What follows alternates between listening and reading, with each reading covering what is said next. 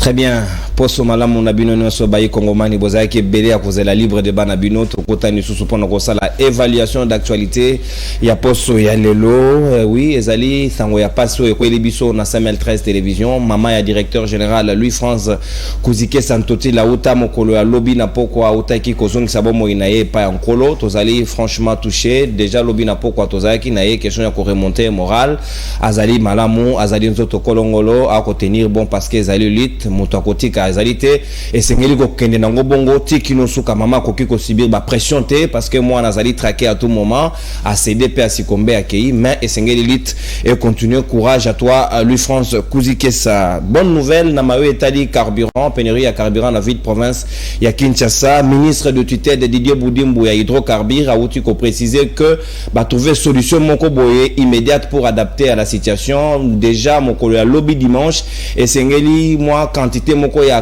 carburant et comme en ville province à Kinshasa question de ya ko pallier na problème ba komi ko la tikino na ba station service est-ce que vous la mesure moko boye temporaire ou bien vous la penza o ba congolais bazelaki surtout ba kinois na mayo etali pénurie ya carburant auto ko connaître le lot est-ce que sengela que ça na politique d'anticipation ou bien le lenge kani yami balé to ko beta pe du solo mama na likambo siko to ko beta du solo le na libre débat etali nyongo oyo Uganda et sengela ki futa na République démocratique du Congo après plutôt arrêt à cour international de justice au yautaki kolobaete et sengela ki na Uganda futa ba dommage ya bitumbo basala na Rwanda à l'époque guerre à 6 jours na Kisangani o bandongwana ki sengela ki penda ba futa biso meso ya 10 milliards de dollars américains mais gouvernement congolais na mokolo ya lobby na conseil des ministres ba préciser au travers ministre de la justice madame Rose Mutombo pe à lobby que déjà 65 millions de dollars américains Uganda versé na mois à septembre oyo et sengeli cause la source ba futa ba bakisa source ba bakisa parce que après chaque 3 mois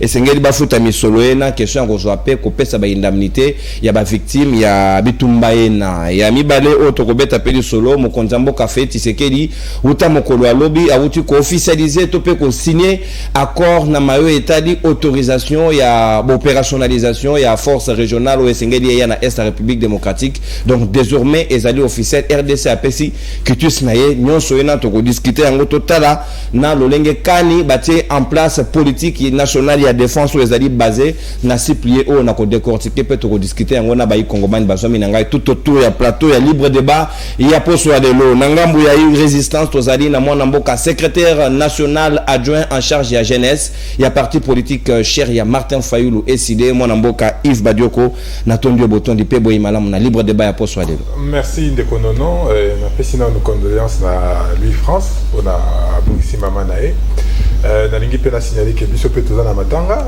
la famille Badioko to perdre belle-sœur moko na kombo ya Nanou Muteba. Oh sincères condoléances. Depuis hier toza affligé mais to ko ki kozangisa te pour venir quand même participer na émission oyo et pasaki mutu moko alinga ki mboka ebonga donc c'est en sa mémoire que les vos affamés ba combattants.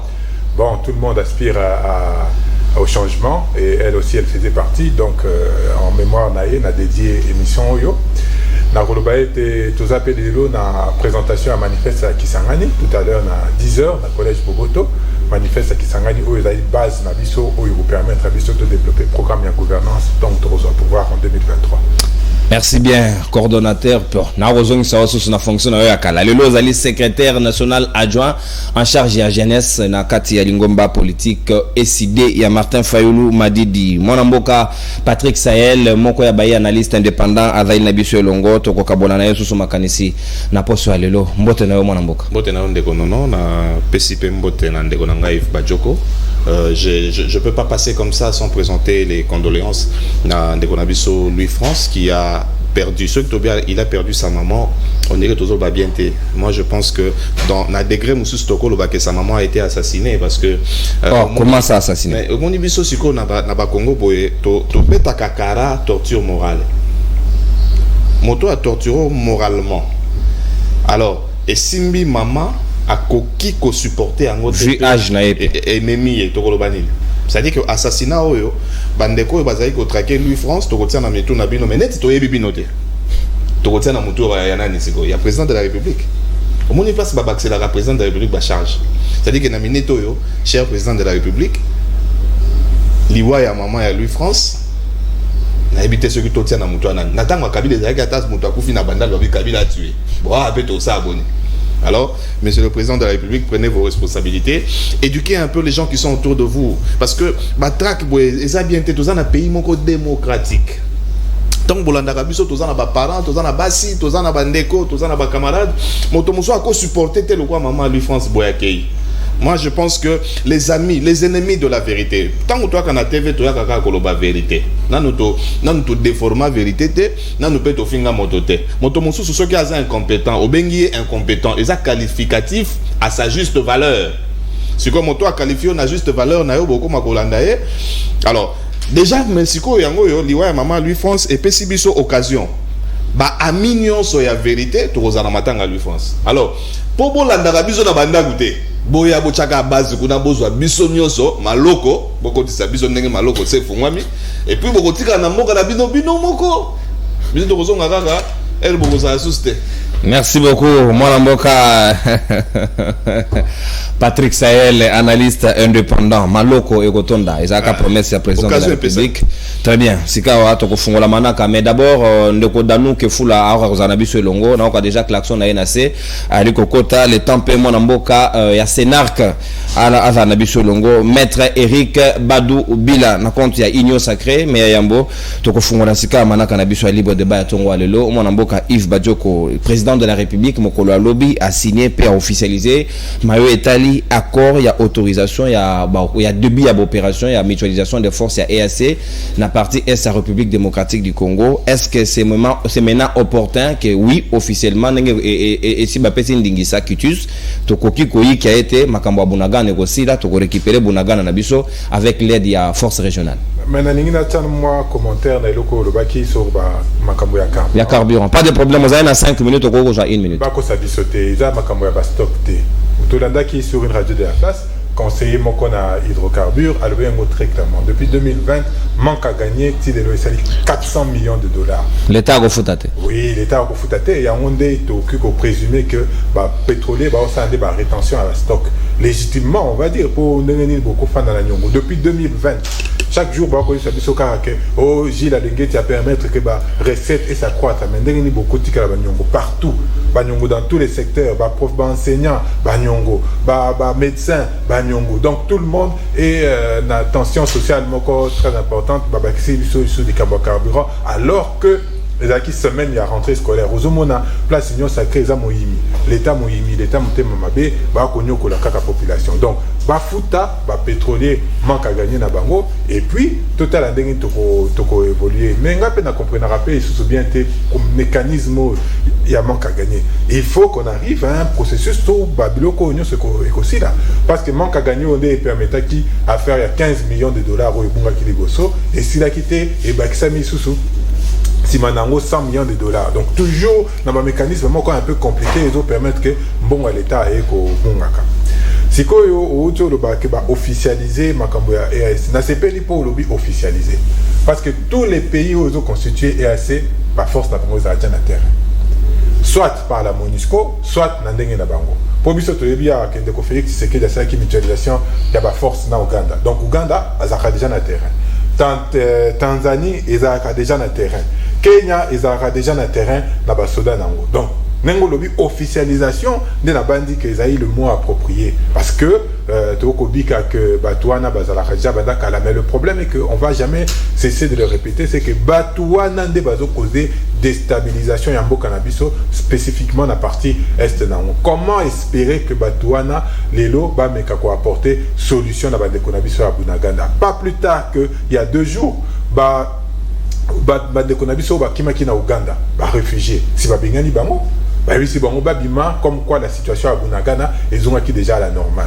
Il a fallu que opérateurs économiques de la région s'organiser, na Rouchou. Pour faire un détour, du fait, il y a que la population qui est classes, empêcher automatiquement rentrée scolaire dans tout nani na rupture mobimba parce que balobi que il faut ba élève pe bazala solidaire na bango ndenge bazo kende classe te ba élève mususu pe ba ko kende classe te ozomona mama na likambo place ozo kende ozomona poto nini tozo sala. Donc il ne faut pas espérer. Président élu Martin Fayulu si à le baron, on ne sous-traite pas les questions de sécurité. Nani Museveni pe à le baron azo comprendre te pour nani mon pays et au côté bitumba au état lié. C'est comment imaginer que les mêmes personnes au balba qui n'a pas discours wana ba memela biso ba soda au bakoya kokufa pour natina ba éviter. Kasi mama na likambo ezali nani akofuta facture ya makambo ya EAC. Il y a une opération là. Non, même pas opération. Pour battre Barouya, bon, ça va peut-être bon lobby que chaque pays est s'organiser. Ou un écambouté. Mais Barouya, kakapambate entre États, il n'y a que intérêt. Donc ceux qui bango baye à Wadelo, toye ba ki bazan intérêt bazo la dela. Intérêt wana ezali nini. Tozo betambela. Tolobi to keba, to sala keba na makambo ya empire Imatuti. Bazo empire Imatuti bazan a deux objectifs. Un objectif à Liboso comme ça étendu na bango monene, c'est-à-dire qu'il faut acquérir la terre de Sika. Deuxième chose, et ça sur le plan économique, balingi ba kota marché congolais. Bango mo ba lubaka tala batwana. Ba musala na bango nini kobina. Baza atako baebi atako bimisa milikité. Biso photo ça la nini, tous les miliki na biso wa to kende côté que la bango pour bango baza bayoma. Moi je me demande comment est-ce que biso to cause a bien constitué et bon to signer ba accord. D'abord il y a quoi intégrer EAC et puis c'est que il y a comme la biso ba soda à force à EAC mais au final combien de programmes où cause on a pour nous aussi ça maïno so ya est. Ba ebisi biso à état de siège qui mesure encore super, mesure ils ont fonctionné, ils ont marché très bien. Pas plus tard que semaine plus d'une centaine de personnes bakoufi dans la région où ils sont sous état de siège. Que devons-nous comprendre? Kasi on est si la quitté, ba déployer qui 35 000 militaires, ba ça qui ba mutualisation des forces, mutualisation des renseignements. Bilo ko anya nyos ba ko sala pourquoi ils ont même ba résultat? Est-ce qu'à un moment donné to quitté ko ba non, to pe maintenant to fanda nanu biso ba iba kongomani. To ta non likambo yo. Solution za nini? Mutu na mutu apesi moi maele na ye. Président élu Martin Fayulu aller apesi moi maele na ye. Moi na mboka Félix Tshisekedi aye abaksi moi maele na ye. Joseph Kabila pe aye abaksi moi maele na ba de konyo so misusu parce qu'il est essentiel. Na lo bango toujours une maison divisée en interne ne peut pas faire face à l'adversité. Donc batwana so bazo kota kotaka parce que nous sommes divisés. Et division en gros mutoa comme mango makati to yebi kezali ndeko Félix Tshisekedi kasi to rosa nini azaka ndeko na biso to kikoba kaite yango to so senga to fanda biso nyoso to trouver une solution définitive na makambo ya déstabilisation mboka na biso. Merci bien mon mboka Yves Badioko na makanisi na yo lié na thématique oyo mon mboka Patrick Sahel sika na okatsa na ngambo wayo en même temps que mokonza mboka a officialisé entrée topé début ya opération ya force régionale ena na conseil de ministre ya mokolo ya lobby vendredi ministre à défense a présenté politique nationale ya défense au ezali basé sur 6 piliers ya mbwa lobby ezali connaissance ya mi bala lobby prévention ya mi sata lobby ezali anticipation ya mi ezali dissuasion 5 ezali protection pe ya suka 6 ezali intervention. Les 6 piliers wana ba lobby esengeli to travailler nango parce que au moment opportun esengeli RDC à se prendre en charge avec une armée forte et dissuasive capable ya kobuter mongona libanda. Ezali bonne ou mauvaise stratégie. A lobby loka sikate ba benga ngo café mons na bato basala formation militaire pour ya lobby na yewana kaka. Eza déjà même sous si akoma ki ministre de défense a tout nagité. Na langage Gilbert Rabanda tout nagité. Na langage militaire ba benga ngo café mons dissuasion makamonyo so ya tangi wana boyena dissimulation et consort. Bon nazo yana no place wana. Laissez-moi placer quelque chose par rapport à makambo ya carburant. Na ministre Namsobi Didier Boudimbo. Babaka na makambo ya droit babi les compétences sont d'attribution. Sikoyo Boudimbo tanga comme ministre na biso ya hydrocarbures, yemo ko mutatinda giete. Alobi tanga comme ministre ba PC ministère mo ya makambo ya yebite. Il lui fallu qu'à ça la 2 semaines il y a formation pour gérer ministère monene ou ministère regarde. Na makambo yo ya ba ministère tout ça na ba ministère o esengaka. Oyo bacha technicien, mususu bacha bureaucrate. OK? Mais comment vous allez prendre tout PC crédit qu'à bureaucrate? Comment vous allez prendre un bureaucrate, vous lui donnez un ministère assez technique comme ministère à hydrocarbures. Deuxième question nazo mituna, na éviter ceux qui bato ba répondre biso na Congo, na Kisasa na biso au Congo RDC mboka makasi. Tango to bengata pénurie pour na boy ko ke na makambo ya 400 millions ya subvention. Oh, c'est déjà clair. Tout de suite, 400 millions sur subvention. Fait qu'il y a obésité. Bateau va fournir ça carburant. Bateau qui a besoin de ça. Balingi, si tu as besoin de ça, 400 millions na bangote. Ba matisa carburant. Bolingi ba matisa te. Subvention payée, bozo paye ça te. Mais est-ce qu'on a la pose na tout na bino motu na moko. Bateau nyo so bateau qui a besoin carburant na kisasa. 90% ils a privé. L'État zalaka moko hydro kenda wapi. C'est-à-dire, donc natango ba privé balenga ki ba matisa carburant na bango. En principe, population faka se rabattre pas nan. Et pas l'État. Mais ndenge ni pe ko hydro azo même problème. Est-ce que ko hydro zakaya biso ya l'État pour comment son hydro balongo lango ko hydro. Dans un pays sérieux. Vous savez, quand tu viens dans un ministère, il y a deux choses. Oh yo, il faut travailler ma casse. C'est la prévision et la provision. C'est-à-dire, ma situation tous en déjà les oyo. Dans la prévision, il fallait qu'il a prévoir yango et abongi sa provision. Biso lelo, il fallait qu'il soit Congo RDC, tout la qui s'abat ba station misu suana oya ba privé. Que bino ata bosali boye, biso station l'État tous en carburant to oteka. Mais il y a un débordement total parce que en termes de c'est ça, il y a un débordement mais il y a sa efficacité à l'État na biso. On se comprend, c'est-à-dire que privé, bosali biso boye, l'État to oteka. Yango malheureusement, fort malheureusement, tous en ont qui ça kaka. Ba station ko edo dans combien? Et les 4 à 5 t. C'est-à-dire que bozui économie ya mboka. Bo privilégier na bino ba paya to benga bango ata bongo. Bo privilégier ba privé au détriment ya public. Est-ce que c'est un État sérieux? Est-ce que c'est une bonne gouvernance? Je referme cette parenthèse là. Pour bouti mouye mo epse biso akamwe. Mais nazo zela oyebisa quand même bateau. Tokota makambo est. Nazela ko oyebisa bateau ke na rentrée scolaire oyo. Kagame akabi bakaye na Bunagana. C'est normal. Non seulement akabi bakaye asali don. Kagame asali don.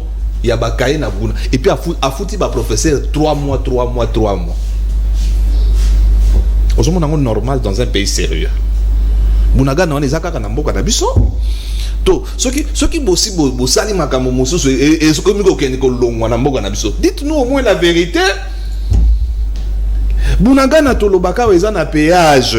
Péage on écoute ça rabiso 70 millions de dollars par mois. Ça fait 3 mois. Lobaki mardi édition spéciale. Édition spéciale Bunagana. Mardi Bunagana okokiza 3 mois na maboko abapaya. Yango moni président mboka mususu ayeko sala don. Ya bana classe na Bunagana kabeli bango bakaye afuti na ba. Mais est-ce que ce n'est pas reconnaître officiellement que c'est le Rwanda qui est en train de sous-traiter? Yango na zone ngano na yeba. Afuti bango na système à maboko banque. Toi fouti bango na ndenge ya eleka ki pena na banque na circuit normal. Pour ceux qui na circuit normal, il faut to mi tourne na ba vraie question. Ça veut dire mongo ekota na système na biso ndenge nini pour fouta ba professeur ya Bunagana. Alors les tireurs de ficelle sont ici.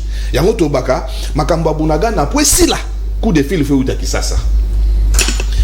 Comment on a la mutualisation combien de konanga non officialisé hier président de la République a signé accord donc les associés les Cameroun bombaté officiellement et Sengeli et c'est à l'exécution État d'Afrique de l'Est bah il y a sikoyo mais tozaka déjà la mutualisation des forces na Ouganda otokabolaka na renseignement militaire sikoyo président a officialisé a officialisé ngolo le souci il y a 3 semaines à 3 ou 4 semaines si je ne m'abuse. OK. Ndeko nanga bajoko alobi angwa baboye mendire batondire ngana bandela ngo susu na lingala facile. Est-ce que yebi ke na MONUSCO ndo ka force à MONUSCO wana ezalaka ba américain te bato bazaka sur terrain za monika ba pays au président a officialisé wana ba pays wana bazalaka déjà na kati ya MONUSCO na ba Mauritania et consort. Bon siko tant que tozu eza lokola na pese exemple na Kenya a pesa biso 4000 militaires na compte à MONUSCO. Je donne un exemple. Mais si quand le temps où tu officialises les sous, hein, mutualisation des forces na pays wana ya Afrique de l'Est. Donc Kenya si quoi à compte dans les sous 600 et 6000 militaires na compte ya EAC. 4000 nero ya basaka na MONUSCO balongwete. Abakisi 6000. On a surprenant qu'après 10 ans on la terre non makamto on a ba Rwandais comme ils sont ba Kenya. Si vous avez un Kenya, vous avez un Soudanais, vous avez un... Merci. Pourquoi ne pas rendre efficace notre armée. La politique nationale, il y a défense en place. Je ne sais pas s'il maîtrise les rouages de l'armée. Je ne sais pas ce qui Bobo un ancien militaire, général en plus. Je ne sais pas ce qui Bobo Sani Makambo, président de la République à Lobaki, a ou un centre supérieur militaire. N'habitez ce qui Bozobo, Nakisa c'est Zakandé, ne ce que Makambo les semaine ou Anabo, Bosan n'a surtout pas Makambo Sika. Restructurons d'abord notre armée. Ce qui est au côté, c'est la banque armée. Bangala. Au moins na mungala to komona te amisi to komona te soki nani boyo baba comme wana ezaka compliqué wana to si to yebike aligba ba wana za bango ba ke kuna boy makambo ko sila. Merci bien mwana mboka Patrick Saena ko le kasiko na ngambo danu ke fula ndenge na utai ko annoncer tout à l'heure abandai kokota pesi ya kotaki mwana mboka na tondi botondi boye malamu to présenter ki ba condoléances na mama lui France na yebike kozongela yango mais na kotia yomba na moko mai na monoko na mayo etali officialisation ya corps mokonzi mboka peti siko ndingisa ndenge armée burundaise yaki mais siko ba koki ko banda opération parce que RDC a pesi déjà accord de principe na.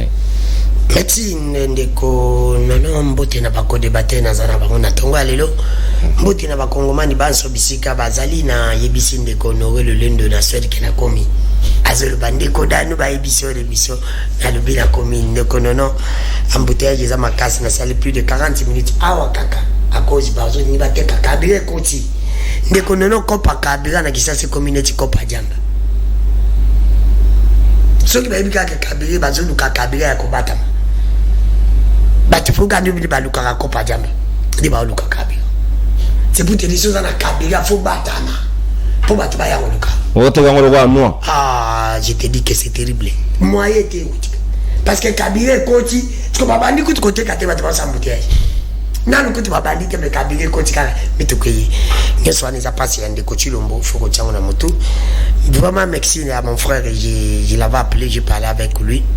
De que lui France n'a dit que au combine au région de Bissau dans le monde de Bissau au fait ils a passé mais tout aux alawana nzambi bokayibi et razo kana gauche ibi ndika fula à droite mais bi kizanzela ya mutu nyoso condoléances na ngai lobi déjà na ipsa que na bosolo pe bosimbo ndeko nono na Congo to koyi kozanga biloko ya kulia mais ya kolobate avant na compte na sujet na funa donc ya kolobeza nango ndeko nono jamais déjà na takadie na kumi vendredi batwazo kimilenga ba makamabi ndeko daneo keno bimisa ya liboso ezana bandeko bako lela pona komba jikoko balobi ndeko jikoko akobuka biloko ya abugi na owen terrasse bato owen jikoko yemo morgue na ezanga wana ti lelo mais owen jikoko abuki balobi c'est ça le grand problème ndeko jikoko akobuka biloko bato garage na ezana nzela moko na ezana nzela marque que moko wana za pona biso nyonso mais ali na nzela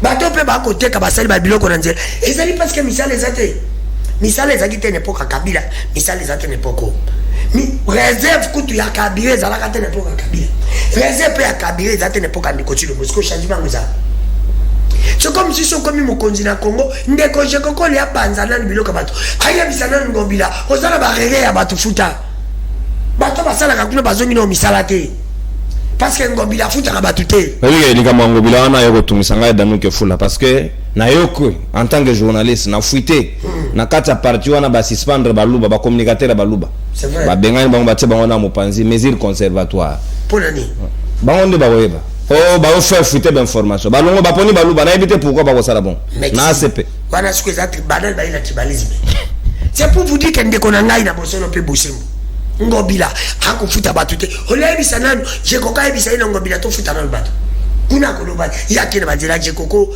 avec beaucoup de respect pour le bago zaki pona peuple wana za koteka na nzela po kabila pesa ba musala te ndeko tilo moyo za ko soutenir lelo okomi na IDPS pa pesa je koko pensa na transhumance mingi oh alongwa banda na IDPS ah OK yamona kende ba semo na MLC alunjika za makasi pena transhumance nemo rango bila uta pepe dake na bango nyoso dio wana c'est pour te dire que le kamalongo babinde ko danu le bela biso j'ai coco pardon tika ba imboka bazo sala pour misalisateur deuxième ezala bande ko entreprise mo ABC ba masala ka misala pour préparer francophonie na stade verme ti le londe konono bande ko ba sali misala ba futi bangote bafuti bango te yango na koyebisa tata mokonzi ekolo yebisa baentreprise afuta bakongole ata soki francophone bakongole basalaki mosala na bango eza droit na bango bandeko mosusu bayebisinga ndeko danu kifula alobela pisu mabilu nayebi te kongo ekoma ya bango kongo eza na de famille molia na pisu mabilu molia biso nde pepe topesaki mosala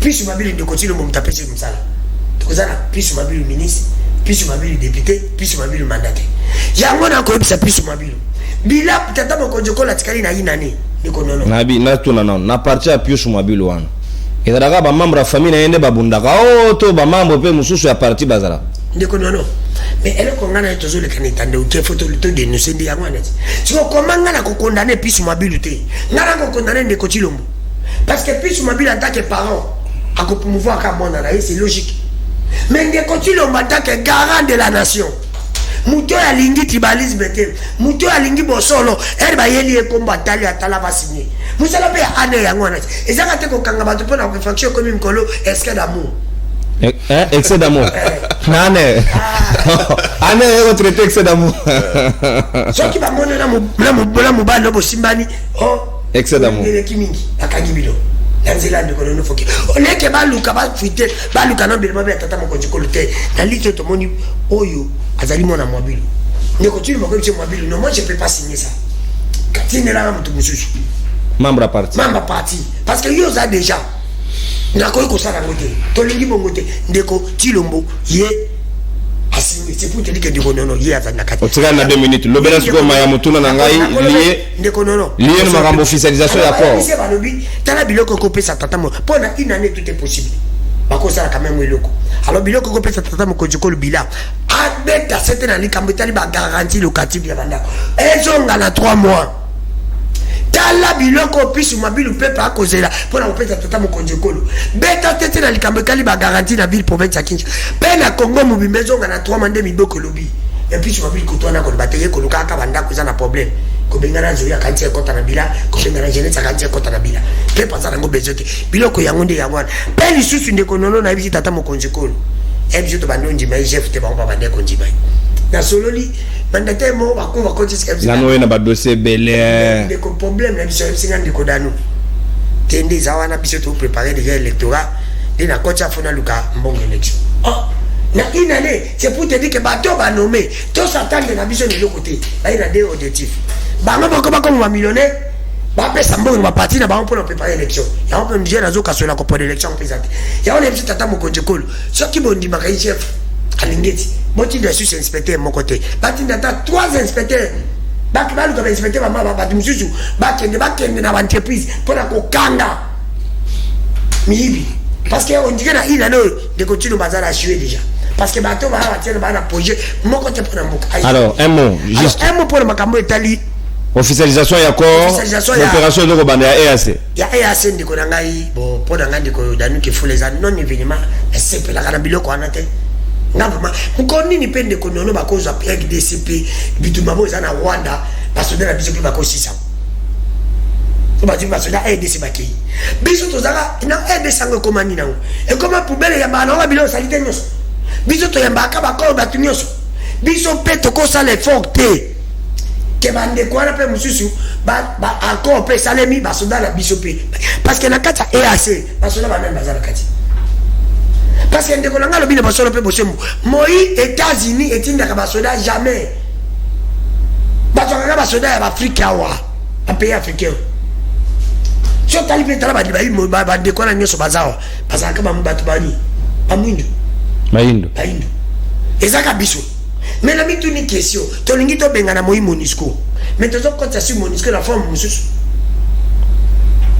na forme mususu ba kokota ndeko nono na tuni ndeko Tshilombo depuis aya avant d'abord ko sala pe ndeko nono ko sala quand même ya kondimelo komoko il faut ça la évaluation ba kono ya signer liboso et même liboso ni merci dame parce que lelo bunagana ndika uchi ko bunagana zaini maboka ba ngapela mitu na ndeko nono za journaliste ya mayele pongana ya ataka journaliste te na ya ataka analyste politique au jamais le botu na pena sa d'investigation comment minembe commandeni suite ya minembe to ibakate parce que ti lelo bunagana nene zali to ko ibate c'est pour te dire que ndeko nono kuna ezali problème ezali nini tata mokonzi kolo la pesa force na bakoro ndeko munono tata mokonzi ekola pesa force na armée na biso tozali na armée ya makasi armée na biso ya Congo ezali ya makasi ekoki kosala face na ba armée wana nyonso sauf problème ezali merci on a ba konzi na biso ya Congo bazali ko raisonner 10 ans en arrière au lieu que ba raisonner 10 ans en avance merci mon amour on va raisonner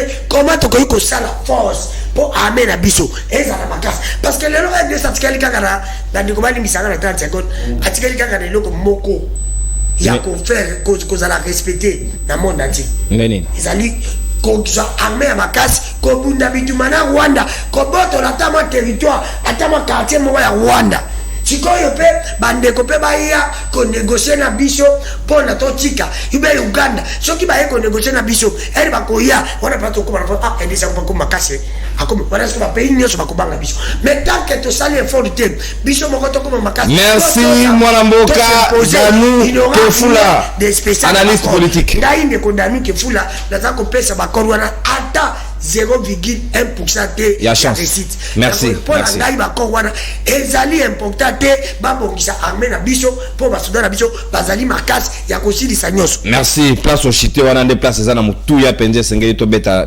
c'était 2 minutes na baksabi va tourner la deuxième thématique mon mboka Yves Badioko est-ce que plan national ya défense autoti en place et sengela ki ya na ngonga oyo ou bien sengela na biso na toti ya ba moyen mi sur le belé ko organiser armée en interne avant to ya à la limite to yebi to bandara on annonce bien moromona et vanda nango et là la évaluation aux alaté peut to remituna si pilio ba présenter biso to kosuka nango biso ngana lingi mingi place ba lobeli dissuasion qui nous allons dissuader surtout bonaga les alliés toujours sous occupation. Merci ndeko Danou kasi non et ndeko non excusez-moi Danou azali na mesa c'est normal. OK il est là analyste journaliste té kasi bandeko nanga balobi eloko moko que monsieur Didier Boudibou aza bureaucrate. Moi j'aimerais bien qu'il y ait une place nini yé pena une expérience en bureaucratie à éviter ça na EPST tu es bien noté mais bon bah information biso tout ça nango to ezo permettre ya za na nzela wana te kasi ndeko na bino pero loi à éviter ceux qui makamba lobby eza solo to eza kuta mais quand même ça doit nous poser question. Un journaliste a mis ici l'information comme quoi que des co-ministres en a qui repris à justice. C'est quand même très grave. Bah, allégation, pour le moment, tiens, on a 4, il y a bah, allégation, mais il faut que les services compétents puissent à la limite aller se renseigner. Ceux qui passent là, quand on a monté, mais c'est le moment bah, qu'il faut se renseigner parce que c'est impensable que ceux qui ont information en les avrés, tous dans la situation, sinon, Boka n'a évité de placer ça. Des coups d'année, le but que plus en tant que parent, à promouvoir la famille. Non. Plus ma ville a sous parenté. Plus ma ville a commis homme public. C'est-à-dire que Alzaï sous du Kamba famille n'était a commis le Kamba Batunyoso. Je rappelle ici que François Fillon à Poto a raté l'élection présidentielle simplement pour Nicolas parce qu'il a utilisé sa femme en tant que, je crois, dans un cabinet à Foutaépé, Bambongo. Juste pour ça, à Longo. Donc, de ce fait-là, Pius Mabilou, il ne peut pas promouvoir Bandeko, la famille, même pour l'éthique, même pour la morale. La tamibé que péquicité, kasi éthique, la loi non éthique. Tout le monde a un rôle, badi banga, babouné la Pius Mabilou, mais la nomination à voter na banana. C'est pas correct ça. Ah, voilà. Donc, ce sont des histoires qu'il faut qu'on décrie. De Kodano, le but ce sont ni nane de Félix Tshisekedi de Kosel Roté. Bilan de Félix Tshisekedi déjà échec. Bisoto le bac ont déjà à son entrée, car ça n'a rien pour Namboka. C'est quoi une année derrière donc que les Congolais ne se trompent pas, que les Congolais ne se perdent pas. Bango, bazana régime moko oyo baningi bazwa mongo ba s'enrichir. Ba koma qui n'a pouvoir par hasard. Hasard wana siko epemaki bango que il fallait ba consolider pouvoir na bango bazwa ki. Et na ko consolider bango, ils sont allés donner na éviter nini ba pesa na ba pays limitrophes na biso. Parce que question essentielle ya wana. Ti lelo ata ba ote voilà ba lobi Rwanda et eza na sima ya ba M23. Mais personne ne condamne formellement pour n'enlever sa biso mais pourquoi le Rwanda eza na sima ya M23? Parce que certainement, il pourrait y avoir des accords au accords secrets, accords au officialisation au sala. Car c'est pas ça biso batenant et les aboutissants accord on a. Biso petotanga. Babomba ngote kaka na bureau na bango, biso to baka ki ba signer ba accord, il faut to yeba. Je dis et je répète, entre États, il n'y a que intérêt. Nazomo na te pona nini. Uganda akolunga kune pa naye, atindi ba soda naye awa pour ba ya kokufa. Et puis après, ba jouer le côté. C'est impensable. Donc, Makambouana, il faut tous aller très vigilant. Et puis, l'information aux autres parvenir, c'est que la société civile est à Goma, très prochainement, mars, grève, parce que information ils ont c'est que rebelle wana balingi ba koma tina na Goma pour récupérer Goma. Donc ça c'est la société civile qui alerte déjà pour n'importe quelle société civile, même si un moko toko tarango doute, mais surtout dans la partie est un mot cannabis très efficace. Avant bazo bunagana ba alertaki le Bikeba, le mouvement mystique et tout ça, mais on ne les a pas entendus. Aujourd'hui, ils peuvent alerter que Goma est en danger. J'espère que Bakoyo Kabiso. Dès que nous, problème est organisation et armée. Parce que c'est que faire? Problème est il y a des Konabiso et Pinga. Des Konabiso et Pinga, vaillant. Napesi sous mbote na mémoire ya Mamadou Ndala, la général Baouma, la Bonza Mabe. Nous avons des vaillants hommes, oh Bakiko Sala, Babundi Bitumba, Pe Balongi Bitumba. Le problème c'est que le leadership Yandeko Félix Tshisekedi déjà défaillant. Yo le bi en place plan oyo national ce qui a défense.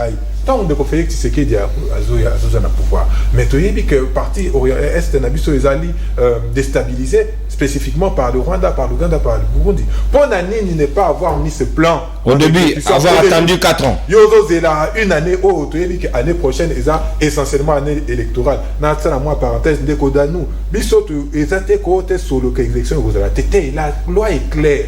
90 jours avant, il faut pas avant le terme de mandat, il faut pas sa corps électoral. Bissot Rotika et les KT. Mais jurisprudence, c'est Ali Monamboga Yves Badiou. Jurisprudence, effectivement, article 70. Malobaya Félix, si c'est que Dialoba qui ceux qui élection, ils attendent de Joseph Kabila Kozalate. Bissot paye jurisprudence, Bissot Tokosimba, Obewana. Ceux qui élection. Non, mon boy, il reste en fonction jusqu'à l'installation du nouveau président élu. Wana compréhension à Bango, Barossa et l'État Libango. Mais Bissot te dit que 90 jours avant le terme, il faut convoquer corps électoral. Ce qui balingi makamuna bango état libango. Donc c'est une obligation, et ça c'est une faculté. Nakangi parenthèse, na zone na plan national il y a défense. C'est ce que nous disons, c'est ce que nous réclamons. Le leadership, quelle est la politique en matière de défense? Bon, c'est plan, mais est-ce que balimon libiso, quels sont les objectifs détaillés, spécifiques, clairs? Donc on dissuade tu na nini. Na ba drone oh ya ba reportage à la TV, alors que ba somme ba drone pour na ba drone militaire pour que qu'on participe à la défense du pays. Bango, au lieu ba somme ba drone drone ou ça reportage à match à foot, un reportage à mariage. C'est toute la question.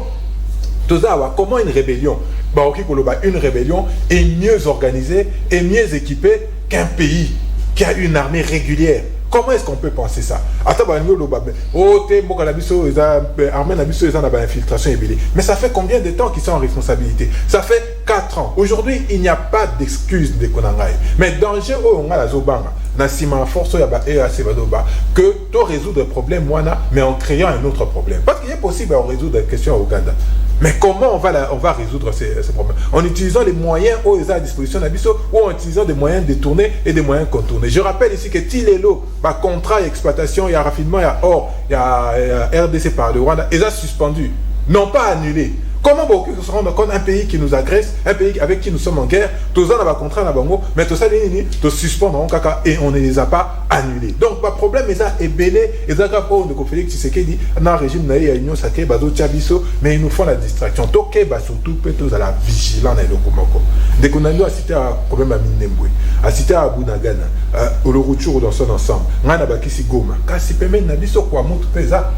Comme ma biso na distraction, il faut tous à la très prudent. Et on a pour bien de konabiso à bayakana na ba teke tous à la vigilant. Ba me ma biso te na nyamu po lobby to lela que Bunagana est commis officiellement na Rwanda. Parce que je l'ai dit dernièrement, na Bunagana ba rebelle ba comme le banini. Ceux qui moi nous commis ba le but RDC ils ont agressé biso. Est-ce que vous se rendre compte? Discours. Donc pays non, ils ont agressé territoire Raïma. Voilà, ils ont agressé territoire. Ça c'est quel discours? C'est extrêmement grave. Mais Bissot, on semble prendre les choses à la légère. Ok, sous porte-parole, il y a armée dans cette région-là. Donc il y a Zolo Babylon avec toute légèreté. Oh, les FRDC sont décidés à... Non, on n'est pas là pour faire de la communication au ISNO. Ici, nous sommes en temps de crise, en temps de guerre.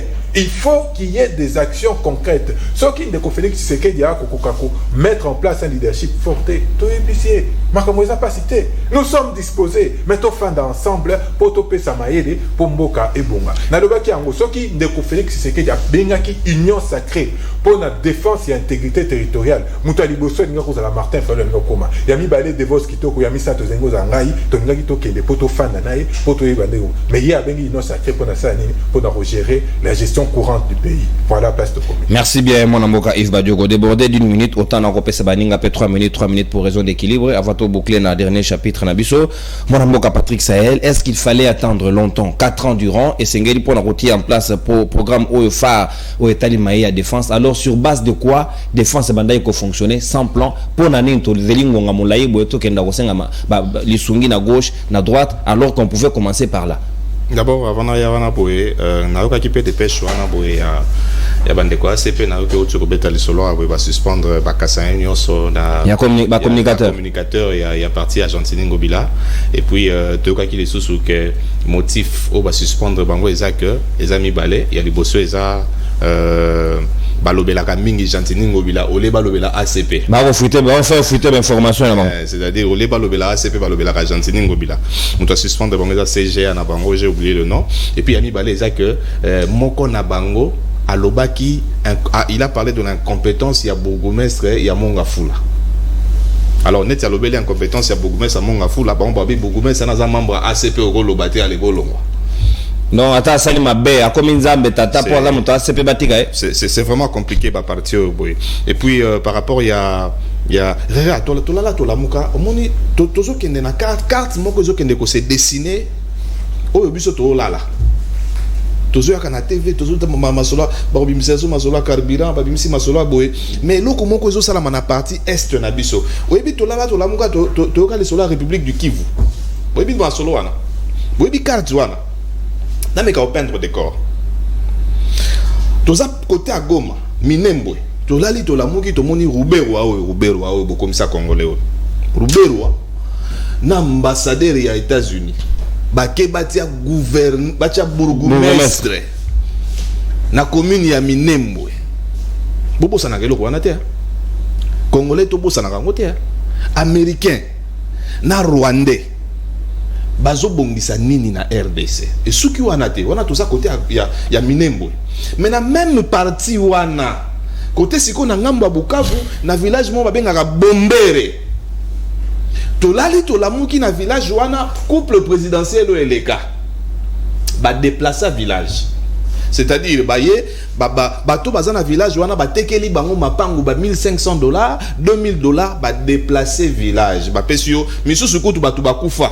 Parce que il n'a place pas ça bango 1500 mususu ba pesa ke 800 ba obi ba donc solo 700 na motosiko ya côté kuna abandi ko landa 700 na ezo zwa mateti lelo batu bakufa.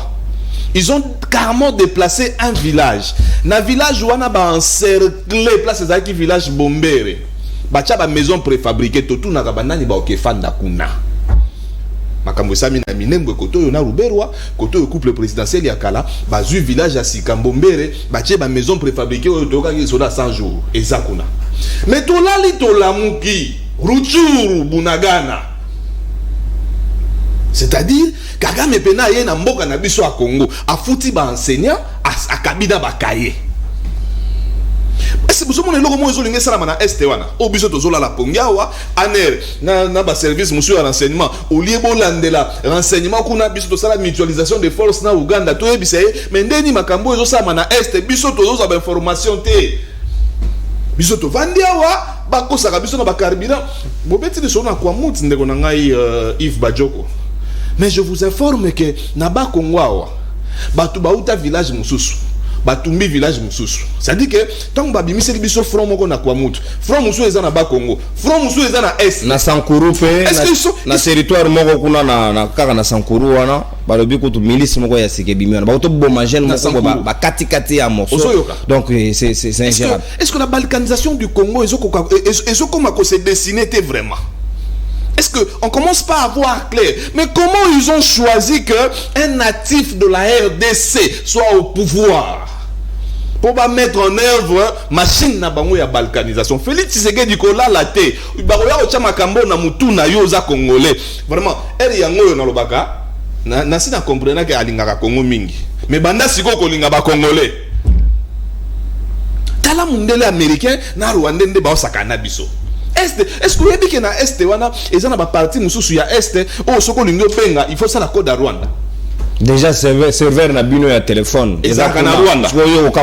Deuxième chose, toyebisa bango awa la diaspora rwandaise o eza en Europe bazo sangisa mbongo basi basangisa mbongo etikali baya na Congo na Bukavu basala badon na kombo nani yango Tshisekedi vraiment aner pardon tout toi zela ko banga télévision na bango bakangi yo sala suti mo bona zala kana fini télécommande akone kangami pour ba non ba ko toilette ba ko formation mais d'abord pourquoi avoir attendu longtemps pour retirer plan il y a défense nationale pourquoi avoir attendu longtemps quand vous parlez de ce plan là la défense nationale il nous reste combien de temps mais le pays n'existe pas pour un mandat. Mais non, le pays n'existe pas pour un mandat. C'est lui qui met ce plan-là. Est-ce qu'il a combien de temps? Galaming était à Otozo remaniement. Est-ce qu'il va... Il est en train de mettre en place Babylone au moment où il peut garder nous avons pouvoir.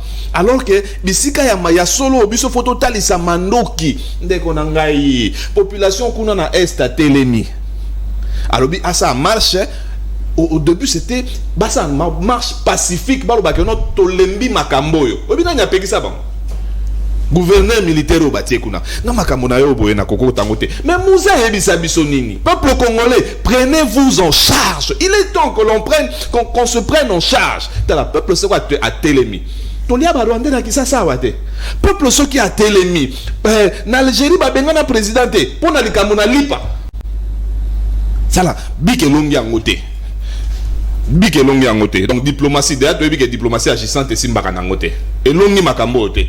To meka ki to mekata ba sanction to sanctionner avion na bango Goma Rwanda le kitarate to zongi si kije a Rwanda le na Goma nazo mituna Rwanda peneza ka muke makasi bazui quartier général ya avion na bango ya Rwanda kije na mweza na Goma uso boye biso vérité que Goma c'est kenda merci boye biso vérité que Burundi mais awa sikoyo les solo c'est que na minute minembwe pratiquement na maboko na bango ndeko a poser question mo bonde ndolo la sou minembo te minembo pratiquement na maboko na bango nini sun bombere na maboko na bango lelo ruchuru na maboko ya Uganda parce que péage wana mutazo zo mbongo nango ezokende na Uganda parce que bike ruchuru ezanzela ofaki basala bunagana na ndele kolongwa Kongo ekati na Uganda kasini eketi na Uganda siko mbongo wana nanya zo ngona minito yo merci Uganda aloba clairement que na bitumba ya Congo na Rwanda na okote la Rwanda pour za frère très bien mon amboka Patrick Say na kozongela yawe esengeli pe ba justifier babundawa na guerre 6 jours bango ba Uganda wana na ba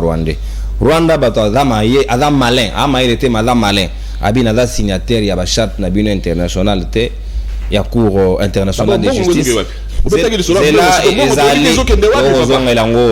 Uganda sa bandiko futa zela bati yango pe wapi toko zongela ngo toko landela en détail ko bangelo te mwana mboka danu ke fula pourquoi l'état azeli tango molai boy ce qui réellement ba na souci ba yi kongomani ba plan lolengo ekoki ko sunga ba yi kongomani sécurité zala esengaki bati yango depuis kala utakala ndeko non 3 minutes tayoki ngai eloko na kanisa malamu na régime uzaka beaucoup de projets baza makasi na donc na plan national de défense ça peut un projet l'économie ça va bango baza makasi oh baby c'est longuière c'est pour te dire que non nga na dingi na mona na misu basala to mona réaction nango to moni résultat denga na beti maboko pona ko pesa ngo chance na ko pesa chance même si déjà malamu est-ce que ba ko sala ngotina c'est ça les gars problème côté ba idée ba makasi côté ba projet ba za makasi mais côté ba couper sa réalisation ba za ni faible alors le konga na koko le bayangwana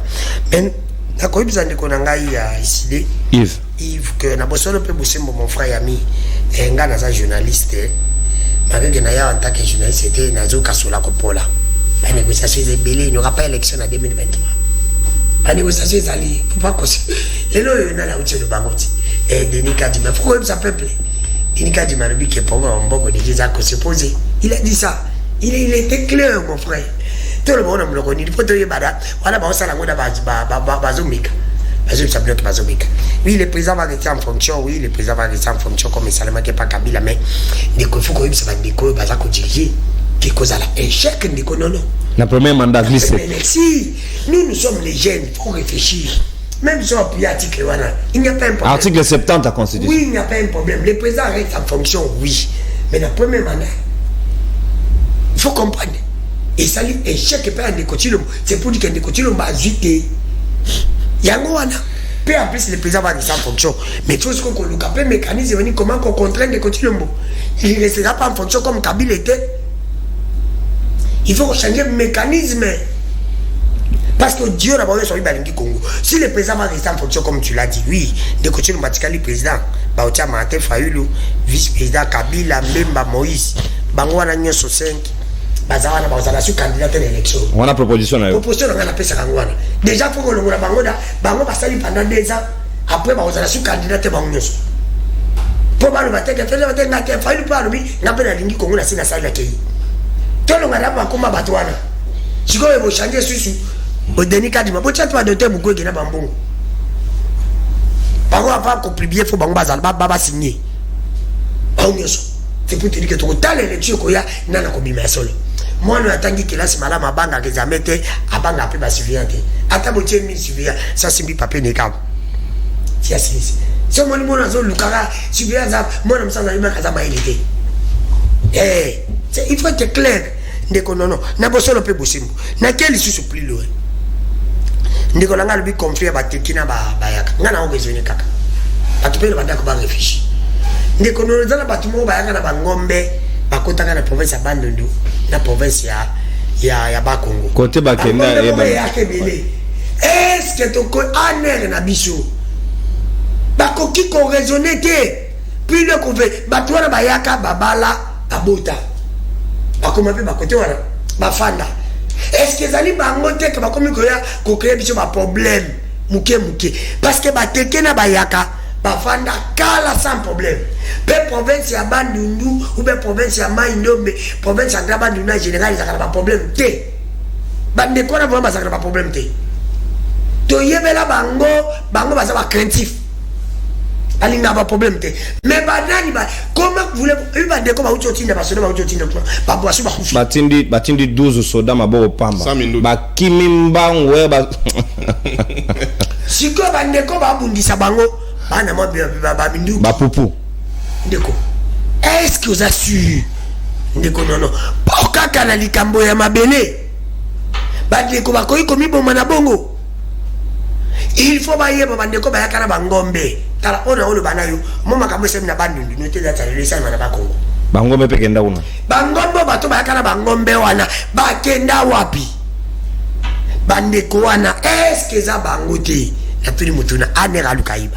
Il faut qu'on réfléchisse parce que quand nous avons un problème il faut qu'on réfléchisse comment on peut donner la solution mutuna mutakanga ezalika raisonnement na ngai ya pesi l'état aiba alors na makambo yo on a eu qui ne quoi outil koloba 30 secondes par exemple dans le Cambo Italie est ya mboka na biso non ndeko non quelque chose balingi bazwa Congo bazwi minembo bazwi ndende kalobi Rwanda azamuki RDC et là quand ils allaient kosala ki Rwanda longa RDC azana ba kojo ba ko raisonner 10 ans en avant mukolo biso ka toza mokonzi oya kotia l'intérêt ndeko tilombo alingaka Congo ndeko tilo balingi honneur alingi kaza la président atambola na tapis rouge balingi ko batela ndako yoza ko pesa yo honneur te ozo comprendre au moins ozo mona niveau passé comment net tala na biso ndeko dona sala comme Fodilese obiki ba député ya Congo ndi bazawana bango déjà basali sumba te nzela li feliza o déjà ba député ya Congo basali sumba te ba ne ba le 21000 wa ba ono so ngene lifu bango déjà ko kabula basali la lisumu ba kaboli mbonga Congo mabekita na bosolo te bidja Congo donc ba violer article 53 article ba kabba ezali fu deuxième chose ce qui va député à Congo balongoli bidimbouté pour passer la salaire dans l'issue pas ministre ya ram balongoli ministre économie batiki ya ram bazali sous une troisième issue mais ça kolanda bidimba il faut mériter même son na ministre économie nazo bisao bidimbu a gérer ma benas yebo ye ayi bisaka biso beza pe ko za pe fortunité na commenter ça faut tandi kotilo parce que comment ne kotilo ba ko économie mutoyo aza ko mixer secteur ezali très stratégique tête dans la place. Je dis, exception a commis à Kende Koyo que la pendant 10 semaines. C'est pour te dire que non, des côtés. Bon, tu as le bien beau solo. On dit, il faut faire dans la ministre, que le ministre, il y a un sport, il y a un genre de famille. Sportif. Vous comprenez? Mais le ministre, il y a un côté. Mais, le management du territoire, bon. Et pas Guilando. Et pas Guilando. Mais le ministre, on a été. Mais dis basaki na éclair ba kende ko yuke. Il faut que balobi babagisi pêche et élevage. Donc Joël Moura pas contribuer pêche et élevage. Oui. Voilà, pêche élevage, oui, ça va. Ils ont bloqué la communauté. Face à place, Angel Kane, Bazaraka Mingi. C'est pour vous dire que Ndekonanga n'a pas solo pe Bosembo. Place où il fallait battre Moutou. Mais Ndekoti le meilleur bandé, il a qui comme il fallait attendre. Ndekoti le batala qui a ça ne sait qu'à y battre. Mais parce que si Nadim, peine à qu'on a conditionné, que pour ma cabine, pas son dirait, de Bimisa qui réserve les chefs de Pessaga dans le Congo Bras. Non, mais non. Tout ça, c'est toi, Kabigo Babinga, réserve économique, réserve stratégique. Réserve économique, ils n'avaient pas ministre économie. Réserve stratégique, ils n'avaient pas eu d'idée du Moutabomba. On va réserver à l'agneau. C'est pour vous dire que Ndekonangaï n'a pas solo pe Bosembo. N'a makambo etali Estambo kana biso Ndekonono. Tout ça la solution té. Solution ezali kaka moko. Tunangani. Nini. On chite wana to sisi. Oui. Tozo armé na biso. Tu peux yango makoki, tu s'imposer, tu peux sa priorité na armée na biso, to biso to tak, to na bien banguna, Rwanda na Uganda, to take bango, to boto la ne fisque, ata ba commune, ata ba quartier, ne fisque e ba payer ba koya mais aider c'est to négocier, biso to ko fa ba, c'est botiki bunagana biso to tiki kotoro. Ceux qui vont l'ongoli, bah, tu n'as bien côté, biso te l'ongoli. Merci. Ou bien nous allons avancer. Merci. Je dis que ceux qui t'ont avancé, bah, koyo qui la biso, père problème mes amis. Ceux qui te botoli qu'à des pays, même Angola, ton ban, ça va. Même Brazza. Obi que, dans le pays, mon côté banga biso. Et banga biso, quand on va projet. Ceux qui adressent, qu'on n'a pas ma casse pour la banque biso. Mais pour qu'on réalise ma projet, on a. Merci, mon amboka Dano Kefoula. Merci. Ceux qui ont tali modèle, et Congo, ça, qu'on n'a pas si. Là, c'est ça, ok. Ils sont seuls. Na tipa ya Congo mati na mwana beba siliki pona oh pas matiti mwana beba tana pasi ya Congo pona mama na ye asengi ali ya vitamine ali ya lila le mati ali ya tondolo e mati na biloko pose mati mais na tondolo na na c'est uta ike c'est pour te dire comment le niveau ya pasi. Merci mwana mboka Dano Kefoula. Merci na tondi bino botondi na sepe makasi toko kende moke na suka ya manaka na biso ya libre débat ya poso alelo. Tout aussi ça na sujet etali mayo mbongo Uganda sengeli foot à République démocratique du Congo. Selon le ministre de la Justice Rose Mutombo Lobi, déjà 65 millions ezali versés et sengeli ba bakisa 65 après 3 mois mbongo wana ekoki ko sunga ba foot pe ba indemnité ba perte oyo bango bakozaki na bituma na bango ya guerre ya 6 jours na Kisangani. Mwana mboka Yves Badioko 3 minutes enangambo na yo. Est-ce que RDC soka kamati 10 milliards ndenge bakatela ki Uganda lokola mbando sengela fota na République démocratique du Congo et koki ko permettre biso to renforcer sous makasi penza na armée na plan na bango bâti en place au lieu comme sous mbongo ba détourner yango ba le yango po ba pesika annonce so mukolo to ya retourna sous eke wat e komi o mbadi o boye poto yebani na mboko. Merci Mingi. Kasibiso aussi le bango par la bouche du président élu Martin Fayulu que Joseph Kabila même qui balkanisation à Mokabiso à 50%, de Félix Tshisekedi à commission on a 75%.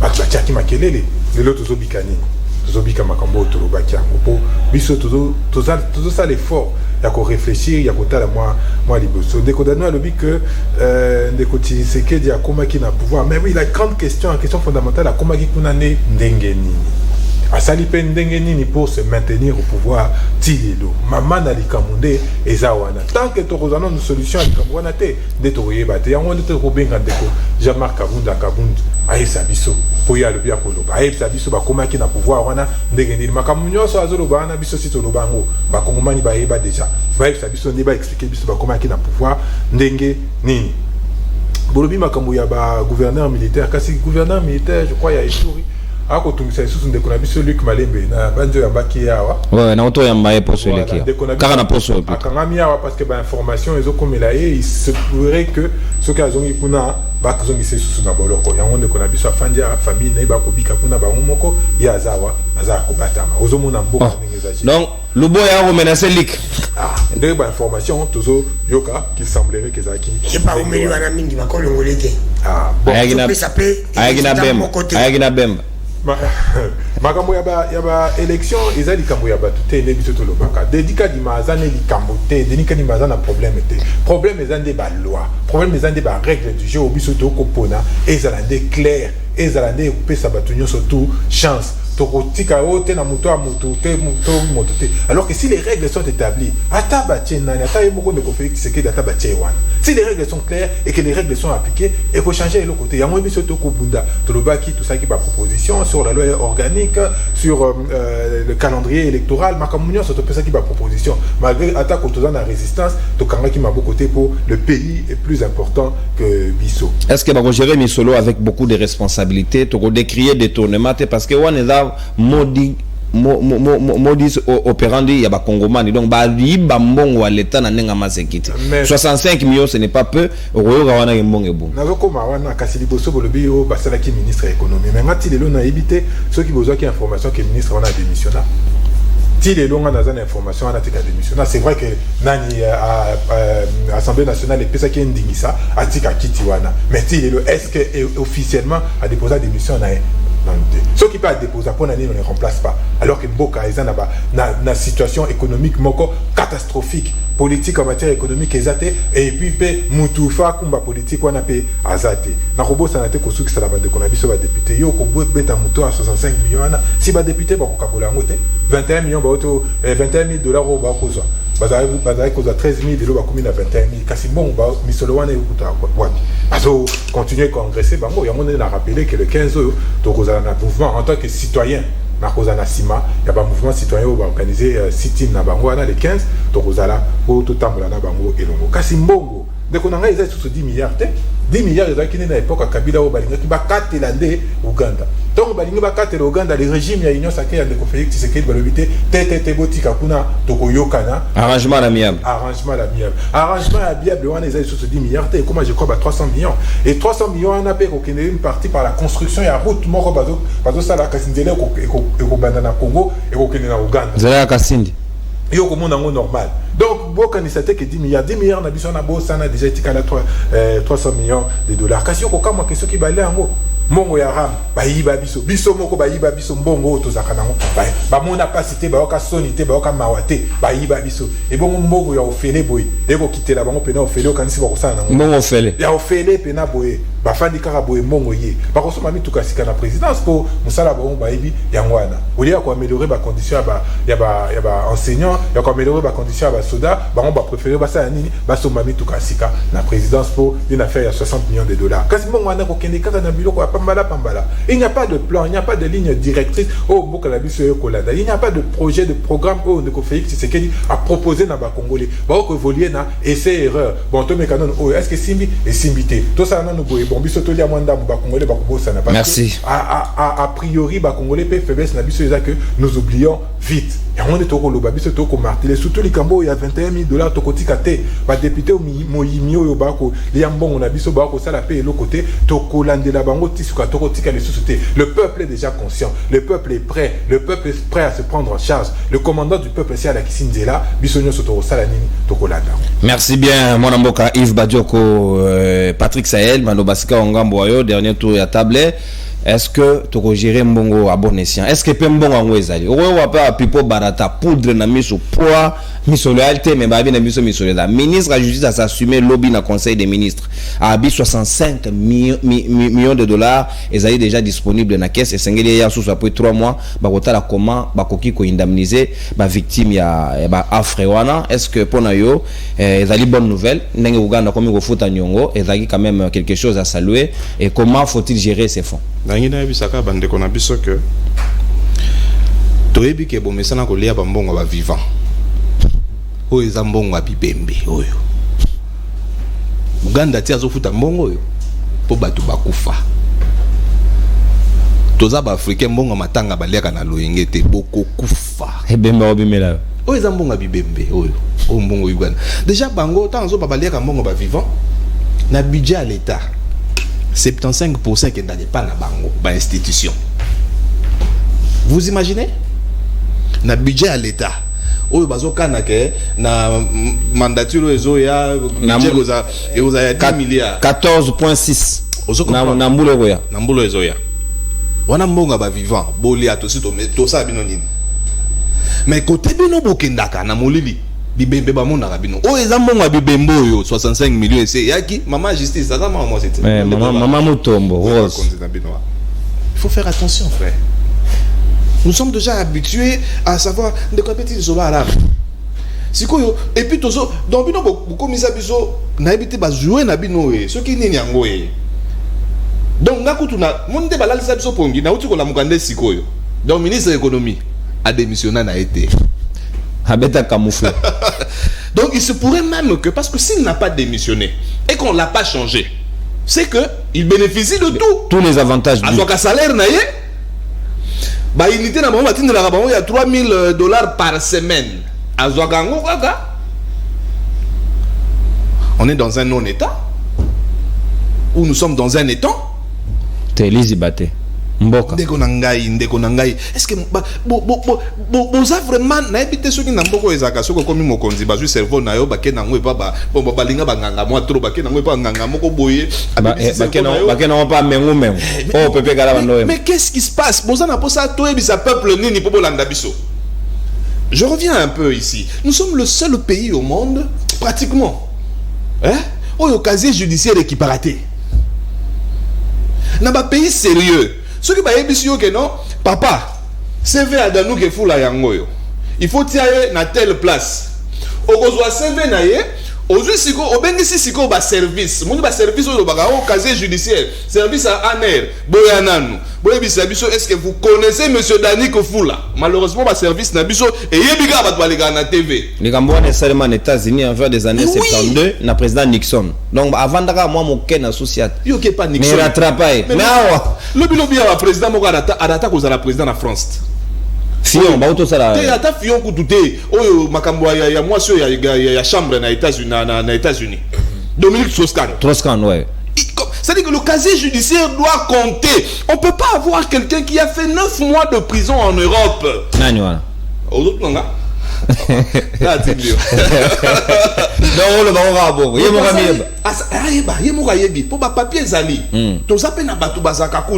C'est-à-dire que Mondele Azaboy, au commis na prison, bon, je viens vérifier s'il y a en telle date, mon tomo ça qui prison.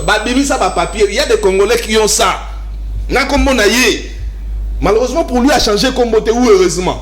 Mais c'est qu'au casier judiciaire na Congo équipé nangoté. C'est-à-dire que nengo saki kuna zwa ki bango comme ba gango 9 millions. On a zwa ki bango 9 millions. Ah oye mbala mongo ezaka ba 300 millions, 900 millions, ba 65 millions déjà yango yé. Ba bon bango wapi dans un état sérieux. L'argent est logé où? Ligne oyo ezo ça mandeni ni biso na bango. Maintenant ndenge ba réduire. Na 300 millions. Si on divise 3 mois et 65 c'est millions, normalement 10 milliards de dollars américains. C'est-à-dire que ça, dans les 300 millions, ça peut nous prendre 2 ans. Dans les 10 milliards, ça nous prendra 15 ans. Mais papa, il y a 2 mois. Il y a 2 mois.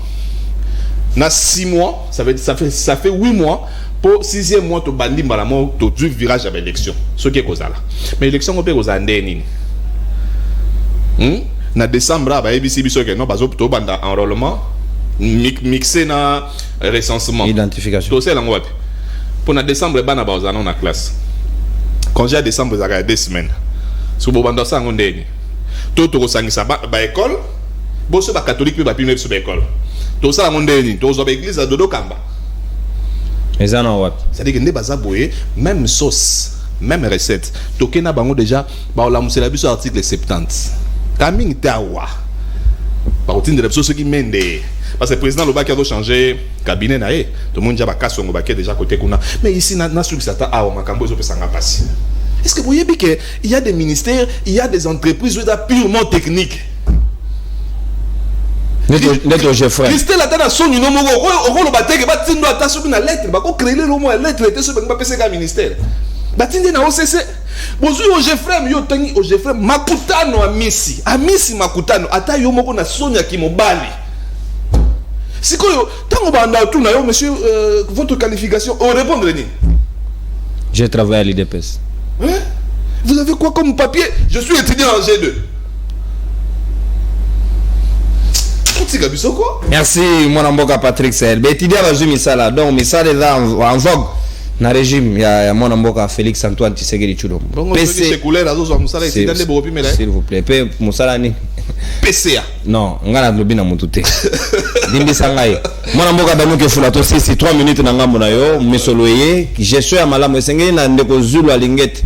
o bato balingi ete même si balobaka mutuka na eleki munene lokwa ndako mais sengera ve atuna na mama ya ministre ya justice mama Mutombo misolo eye comment se gérer ba ko bomba ngo ndenge nini po ekozala moi chaque 3 mois peut on otade bakisa mito elongwe po to ana moko to yebia jamala oui solo antine sukera yayo malobanda ndoko dano.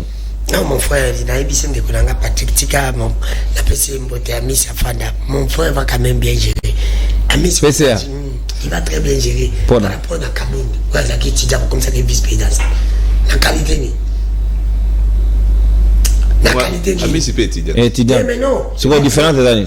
Amis, Azali, qu'on gère le quotidien. Azali, PCA, c'est le DGA. Mais un PCA, c'est un sage. C'est le DGA qui gère. PCA est un poste purement technique. Il doit avoir gravi les échelons. Les échelons quoi comme un PCA. C'est-à-dire, comme un PCA, on a mis un comme PCA. Il faut pas mon nom. Aux alaki agent, aux alaki chef de bureau, aux alaki chef de personnel, aux alaki directeur. Ça dit que il y a des PCA machine politique sûrement les gars qui va échelon en annonce. S'il vous plaît, tolérance. C'est que la monnaie va continuer. Le problème c'est quoi? Les alliés problème ils ont le bateau que les gars problème ce n'est pas bateau Bazali. Les gars problème ils allaient ti le mona Kabila. Bah comme ça va poste mieux ça était comment politiser. Normalement il fallait pas ma fils maison. Mais on peut pas soutenir ça. Mais c'est ça le grand problème non. Jusqu'au le barré il faut bandakuna. Yo bandine mais faut bande pas Kabila et pas Félix parce que Kabila même taillana biloko wana. Bah comme ça va place à politique. Pour comme DG faut ça pour parti politique. C'est ça le grand problème. Bah on est sur baki wana, bah utile ma parti politique. Bah utile ma parti politique. Ce qui a commencé à parti politique na bango. C'est ça le grand problème. Le poste il est technique. Na lobi ndekonanga il fallait uta wapi. Il fallait que ne wapi ma poste wana. Il faut te condamner yango ndeko. Mais ce que ma politique ba goti na pe ba technicien. C'est ça la politique ba technicien ba sali technicien dans les partis politiques. Non. Oui. Et puis chez le Moko. Ils ont deux biloko ils ont boma Congo. Ils ont église na na ceux qui politique, prenez-moi Jacques Chabani, prenez-moi Chilumbu, mettez-le là-bas. Vous prenez Makutano. Professeur. Hein? Prenez Jacques. Ne me parle pas de professeur, ma professeur m'a dit Belé na Congo. Tu as un baba, tu vas professeur. Oh, ma professeur de baba, oh, tout ça la politique. Est-ce que Mbosso a la professeur? Natuni. Tokeïdan. Est-ce que na Congo, na Congo, tout ça na problème, il y a Batamaï. Batamaï, batonda bebo. Congo Batamaï, bataleti, okene balozo lukamai. Okozange mai. Yango ba Christelle babimi. Nai. Moi bulle. Papa Christelle ba mbale pe ba komile ba makamba mwe na kanje otangira Christelle msusu ala. Voanga. O nani? Voanga. Et puis on m'a lili. Ato ba sage ba fabriquer lelo ba komile place ba komile. Ele manque date comme rasuka. Tozongira na ba ngana plateau moko. Na bosolo pe bosembo ndiko na ngai. Parce que nga soutenir montu mais soko mina banti valeur okutinga na nzela na. Na soutenir banti valeur te. Parce que place yo zalo za montu ali bozo te poser asuka te. Eh ba tu basala ka baganga kaganga. Faut ba tuna zakaya zaga. Obi bien na biso zaki les kombazi. Olong. Motarobaka comme ça bidjo et belé na mboko. Akoma. Ngai. Azala le maire li. Non, Danou, toi aussi. Oh, s'il vous plaît. Ouais, une minute, madame Misolo. J'ai ça, Misolo. Azalaka Meri, Azongate, Zakari, Azongate, J'aime Kamina, Meri, Talukunga, Azonga. Papa Molé Ozong. Ça va, j'ai. C'est pour vous dire qu'un déco, ils allaient, il faut télémélander biloko wana na entreprise, na biso, na ba parti politique na biso, ils allaient m'habiller. Parti politique chez Zamouké. Misolo Danou, réalisation ça dans la scène, tout débordé. Parti politique chez Zamouké, ils allaient biso. C'est comme quand on est par exemple moi na bena moi c'est baillé. Église chez Zamouké ils allaient baillé. C'est comme quand on est par exemple moi na moi c'est baillé. Mon qu'on a autre boto li bakit. C'est pour vous dire que non, ils ont un petit valet. Oh le biso to le caralité, il faut te terminer. Et quand metali mon solo de konono. Hey, tigana. Bana kutugolo na ko le baranga mutu na pede ba oyi bate IGF azani IGF yemo azaki mabo pa makomo ta mona Lincoln azuwa mbongo yemo ko kutu IGF ba komo na ba police ba le bio ba tsayi mutu ba de contrôler mais bio bia samsa malam parce que ce bon niveau ça na mutu mais oui le contrôle la confiance n'exclut pas le contrôle bon comment appelle adulte parce que ça na confiance à mutu pesile balo bandeke baluka so baluka bandeko na ngande bazambu ba ke former bango ba ko msaki ndaka ba former ba ko me respecter ba ke ndesusu place so ya lingeti bandeti na boko ba tinda ta 10 po ba kangalizi po na ina ne loko ndeko na ngalo bipo meza ndeko nono ba iba biso biloko biso moto mona ba credit ba konjile ko iba biso biloko to mona siko ko ba kwa pepe so mi kwa ne pas exacté message ko wa ko zo ba bongo siko eloko ba bundelite ba tokite so ke yeba osani mongo wane kozala nango détourner voler délapider je ne sais pas si on est lombo asali lo moko pasu o shite wana danu o shite wana bongo na loke yaki ezapo bato bakufaki na ko senga ndimpo ya senga ki ba oui papa na te bato nyo so bakufaki mutu akoyiba mbongo wana bolanda yi me bazo mbongo wana atinda wana nami balongola ta 10 fois te ndeko nono mbongo wane la canaliser na armée na biso ba pesa ngo baso armée na biso nyonso oyo koya na oye na ndambe koya pena mitu essayé déjà balobe déjà 65 bazui déjà bandimi bazui le kola bazui déjà ba ebisa biso bazui mais on ba ko sana ngo ba ebisa biso te pour meza ko kabola ndeko za la problème merci Damien Kefola ba kabola yango pété pour ça ba kabola ngo ka et si je peux y aller plus loin au Canada Félix merci beaucoup mon amour Danou ouais Esseli pardon s'il te plaît mon frère avec beaucoup de respect que je te dois bati na okana amena biso pona biso zalinga na ningi amena biso comme makasi ndeko nono oyena na melo moko kongo na biso ndeko za biso nyosa attendez ba je va beta rabati eza malamu attendez biso to lobaka pesa malamu mais ndeko nono mutu akobate la Congo akopesa Congo valeur libandi za ka soda pour soki to comme na amena makasi merci Yves Badioko merci Patrick Sahel merci Damien Kefola merci beaucoup émission ya libre débat ya poso alelo et commis pratiquement na soka soki to 5 secondes non on peut sauter papa collabore na to pardon 5 secondes nazala motuna ka moko moke ba soki ba koki ko expliquer biso pona nini inspecteur général ya finance a koki ozo 22 millions mais inspecteur général ya ministère mususu azana C ya 2 millions. Question posée, Sengeli Batine de biso réponse. Togo zela numéro za affiché na on va répondre ça elle osala malamu mingi. Merci nanga na lo baboye pona ko sukisa. Misoloye batu bakufa bibembe bakoki kolanda bino moliaka na bino boto bomesana ya problème te. Mais esengeli mbongo wana ezala gérer en toute responsabilité kozala malamu mingi penza pe ba pesa ba futa ba indemnité ya bato nyonso bazala ba victime ya ba pratique mabe wana bato mususu de loti na kisangani soko kyo komona ba trace ya ba afre wana mabeo ba Uganda na ba Rwandais basala na mabelo oyo esengeli na ba responsable ya pays surtout madame ya justice na ya secteur mususu ba kamata ba disposition pour que ba Congolais ba bénéficier na nyonso yena baninga moko balandi biso na limité baninga ya esedo e kambami na papi Josso limité forgeron na tondi bino boto ni ndenge boko sala attention na bino na libre débat pe na moninga Jean Robert Louani Boudoukou voilà Boudoukou depuis Londres au Azali Penda très attaché dès que quelqu'un monsieur a mis en ligne il est Azali disponible pour Rolanda Biso baninga no sonanzela ya YouTube to pesi bino mbote to kotani lundi pour un nouveau numéro ya poste pe mardi libre débat spécial Bunaga na to ko traiter yango awa oyo ya et ya mais biso to kolobaka solo to ko banga moto te c'est l'autre allez to kotani lundi au revoir.